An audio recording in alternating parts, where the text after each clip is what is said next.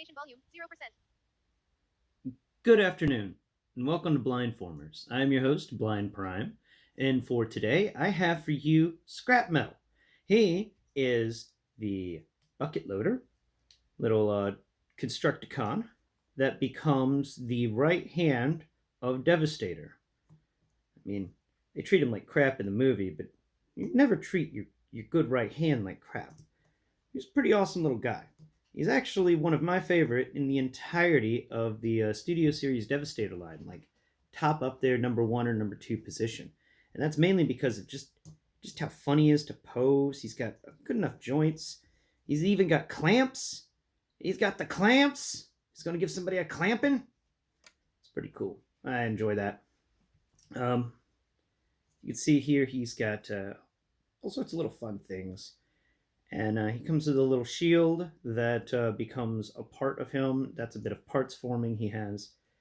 And in this circumstance, I understand why they did it, because Studio Series is renowned for having difficulties holding things together. And having a solid piece that can stretch across and hold some stuff together, actually very helpful. He's got some weird knees. You have to, they're kind of like backwards bending joints. So he gets a little bit of a chicken walk going. You can do that and lean him forward just a bit. And that's how he's supposed to be. And at this height, he is... boom. He is 18 studs tall at this height. But I don't like him at this. So I just give him the single knee and pick him up a bit. And... this way he can get all sorts of cool poses. At this, with the changing of the knees, he now stands at 17, 18, 19 studs tall. 19! You know, you gain 1 stud by changing the knees, but it does mean a lot. And he's got some really amazing detail. I really love the fact that his clamps are actually little shovels. They even have the detailing of the little... claw things at the end of a bucket shovel for like a backhoe or even an excavator like he is. So that's pretty amazing. I did love that little detail. If you get some of that squishy sand stuff, you can actually have him digging. I've tried that and it actually works out pretty well because he's got a deep little pit there. And which means he only has 1 siege port on his entire body, and that is on his arm where his shield is currently set. And he cannot hold any weapons because, well, he's got clamps. Now, let's get the Bumblebee out here. Bumblebee, Bumblebee, Bumblebee, where are you at? Bumblebee? Oh, I found a creeper. There's a creeper. Yeah. That's the cliff jumper. There's my Bumblebee friend. All right. Let's take a look. Bumblebee and him are both deluxes and both in the 6-inch line, except that Bumblebee is still smaller. Bumblebee, the top of his head comes up midway up the chest of Scrapmetal here. There you go, Bumblebee. Scrapmetal's got his cool clamps. You can get them out with your fingernails because I accidentally closed that one out. Let's see. Can you give Bumblebee a clamping? The clampins with the clamps. You got a clamping? Huh? Yeah. All right. Let's get to transformation. It's not too hard. Let's pull the creeper away. So to transform this guy, it's actually a lot of fun. He's got a fun transformation. First off, you want to remove the little buckler shield that he has. Kind of reminds me of a shield from a Zaku 2, except without the 2 long peg things. No, not a Zaku 2. 8th MS Squadron Gundam, Easy 8. And so, first, you want to close his clamps, and then you want to swing the clamp hands backwards into a little negative zone they have. So you can just rotate them back, and they fall in. This guy doesn't have that much clicking involved. So next off, you want to grab each of his hands in each of your hands. Each of his shoulders in each of your hands, and then rotate them backwards. They will unpeg from his chest And once they have unpegged from his chest, you can then move his chest forward just a bit. Oh, wait. Before you do that, remember um, his hips are kind of clicked in there with a caster wheel that sits into a joint. So remember to unclick those hips. And you do that simply by just unclipping them by grabbing both of them, both of the legs, and just pulling down. So we'll do that together real quick. Pull down. There you go. All right. Now we move back to the head where the chest can now fold down without any issues or problems because we removed, we pulled those hips down. Then you want to rotate the head in there. Now it just folds backwards. But at this point, you can do some fun things. Like if you want to change how things look on the outside, you can rotate your head 180 degrees to face the face inside, which I always do on a matter of principle. I always think, if you're going to have a crazy robotic super sci-fi head with a lot of very valuable sensitive gear in it, then why not turn the face away so you can protect that stuff. So after we've put the head away in the storage unit, the shoulder pegs, those shoulders just fold up the way they are. They don't do anything else. Now for one arm, feel both of the arms. There is a distinct difference between them. Okay, one of them has an indentation or a pivot, and it's let's see, spin him around. It's going to be his left arm that will have this indentation slash ding in it. So remember that. You want to ensure you know the difference between the arms. There's going to be one that feels flat and molds upwards and actually has, let's see if it has anything car related in it, because it's the cockpit. Kind of feels like there may be a hint of a windshield wiper in there. One of those very long ones that stretches from the top of the window down.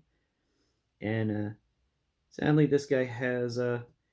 usually these come with rear view mirrors, and those really help you. All right, so to get the arm right, you want to stretch it down away from the shoulder. And there's a little hinge there that allows the arm to do its up and down movement and left to right movement. But that hinge also has another hinge point, which will allow the entire arm to fold forwards. And your cockpit arm is going to fold forwards, and just the cockpit is going to spin so that the thin point of the cockpit is facing towards the ceiling, and the fat part of it is facing down towards where the treads will be. And this has got some really cool stuff in it. It's got detail like mad. All right, now the next part is this negative zone little bit that I told you about for his left arm. We're going to ensure we fold the pieces correctly. We rotate the arm down so that it lays flat against the shoulder assembly, and we fold that little bit inside. Now this is the moment where this little shield comes into play. Now Mr. Shield here has to fit into some specific pegs, and they're cut very appropriately on the figure. There's one peg that's higher up than the other, just a tad, and the assembly makes up for this, or the little thing we're about to do. So it's got two vertical pegs on the shield, and the arms, each arm has one horizontal peg hole, and they are located just a little bit up from where the shoulders are, and you want to make sure that you find both of them. This is a little bit tricky, but once you get one of them in there, you got them all. It is kind of simple after that. So we want to get that one in on the left, on the right, and then get that one in on the left. There we have it. We've got both of them in place, and now the back of him is pretty sturdy. Now let's finish up by finishing the legs. Now, to finish the legs, close both of the feet cups. They just snap together like the Earthrise Optimus and a few other figures. And then don't rotate them down because you want that caster wheel sitting out. You want to rotate each leg independently of the hips. We don't want the hips going anywhere now. The hips are where we want the hips. All right, so then we just fold each of these legs down. There is a vertical peg on each of the legs, and in this little area right below where the shoulders folded out from, there is a small slit, and that small slit allows for the vertical slits in the vertical pegs in the legs to just fit in. And there you have it. You got yourself a guy. Now, for some reason, I had a little quality control issue with mine, where whenever I get the pegs in correctly, he wants to kind of roll around, like the legs don't fold properly. It is kind of annoying, but for the most part, I have absolutely loved this guy. He's such a fun little dude. Let's get him out of here with Cliffjumper. Now, Cliffjumper stretches all the way from... Actually, him and Cliffjumper are the same size. This is a first. Him and Cliffjumper are the same sizes. And though they are not scaled the same, the scaling is just slightly off. That has been something that upset me about these vehicles. Is I wish they had kept all the scaling, but I get it. It's really hard to get the vehicle correct and then the actual robot correct. That is kind of difficult, especially when the old show played with mass shifting.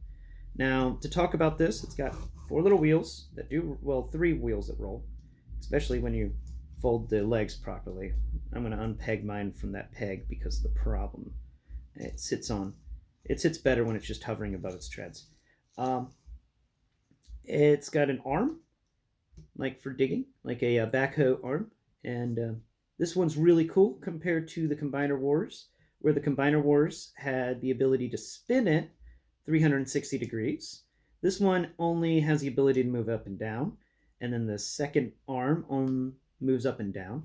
But bonus, the bucket is on a hinge, so you can really get some nice action going. And actually, my favorite thing to do when displaying them is to put Cliffjumper in here. And there you go. Oh yeah, he's delivering Cliffjumper. Like Cliffjumper is some sort of prize. Maybe. Yeah, there we go. See, he can just roll around with Cliffjumper. Well, until he falls out. It's good display. It's good display. So, let's talk about his sizing in his vehicle mode. He is like Cliffjumper, so he's not going to be that big. He's going to actually fall at the 1, 2, 3, 4, 5, 6, 7, 8, 9, 10, 11 studs long by... There we go. 1, 2, 3, 4, 5, 6, 7, 8, 9, 8 studs wide. Okay, I got that a little screwed up. 8 studs wide by 11 studs long. He has no siege ports in this mode, but for the most part, he is a fun little bitty vehicle. He's just so fun, and I understand why he's so expensive online. He's one of the better Studio Series figures that I've come across. His robot mode is fun. His vehicle mode has some activity to it, and it's a lot. It's awesome. Fun scale for me on this guy is definitely a 10 out of 10. I like picking him up just to grab him and transform him and put him in fun little poses. He's good about that. And his transformation isn't that difficult, so I'll give it a 6 out of 10 for transformation-wise. But it's still a fun transformation. And overall, the joy I get out of this thing. It's got a lot of detailing. Like, for instance, you can feel the corrugated steel. Listen to it.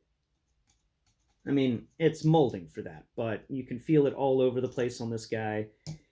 There's so much to discover with your fingers. I constantly come across new things on him that I didn't feel before, which I say they went really good with the detailing and the molding for him.